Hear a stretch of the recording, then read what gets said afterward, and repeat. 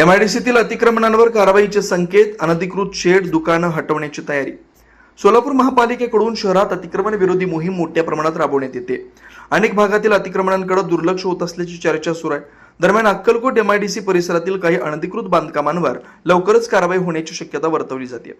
Akkalkot MIDC हा भाग औद्योगिक विकास महामंडळाच्या अखत्यारीत येत असला तरी येथील रस्ते, पाणी पुरवठा तसेच इतर मूलभूत सुविधांची देखभाल सोलापूर महापालिकेमार्फत केली जाते।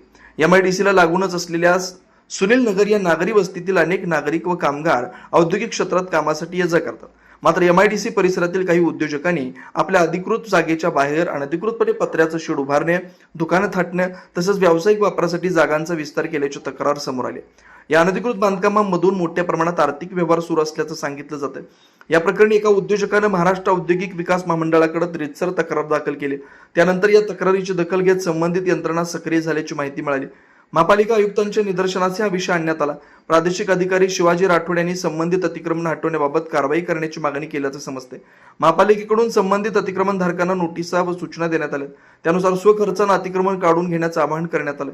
मात्र संबंधितांनी दिलेल्या मुदतीत अतिक्रमण हटवलं नाही तर येत्या 2-3 दिवसात पोलीस बंदोबस्तात अतिक्रमण हटाव मोहीम राबवण्यात येण्याची शक्यता असल्याची माहिती खात्रीलायक सूत्रांनी दिली।